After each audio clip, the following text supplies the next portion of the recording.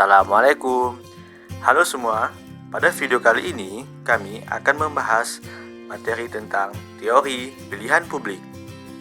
Langsung saja kita bahas. Pertama, apa itu pilihan publik?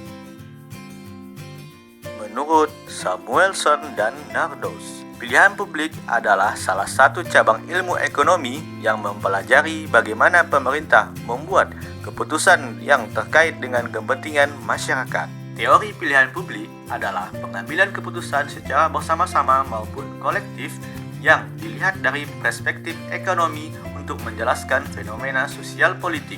Teori pilihan publik ini dapat digunakan untuk mempelajari perilaku para aktor politik maupun sebagai petunjuk bagi pengambilan keputusan dalam penentuan pilihan kebijakan publik yang paling efektif. Lalu, teori pilihan publik dapat membantu pemerintah dalam memberikan kerangka atau penjelasan mengenai bagaimana pemerintah mengambil keputusan sehingga dapat membantu mempelajari perilaku anggota partai politik sebagai petunjuk untuk mengambil keputusan publik dalam penentuan pemilihan kebijakan publik yang paling efektif.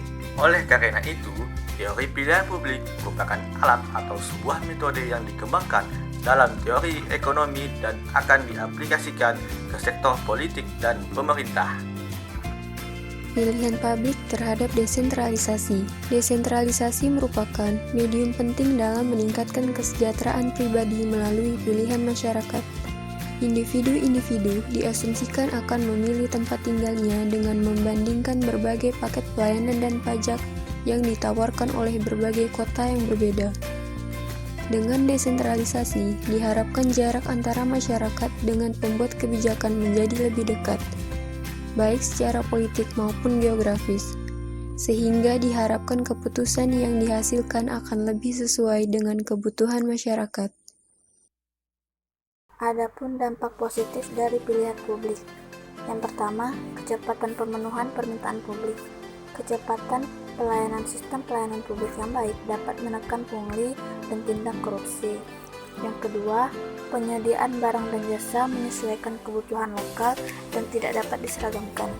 Pemerintah harus membuat satu produk serta strategi pemasaran untuk hasil yang maksimal, maka pemerintah harus bisa memenuhi kebutuhan lokal masyarakat di daerahnya masing-masing. Yang ketiga, terpenuhinya sebagian kebutuhan dasar masyarakat.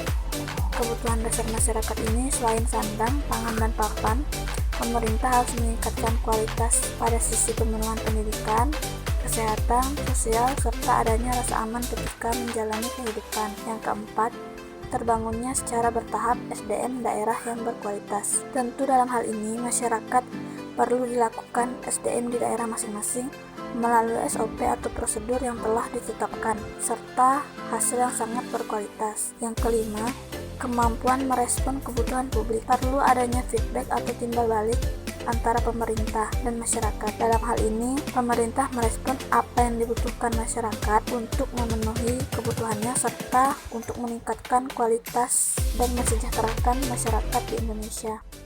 Dampak negatif teori pilihan publik. Yang pertama, hanya mewakili kepentingan sebagian kelompok saja.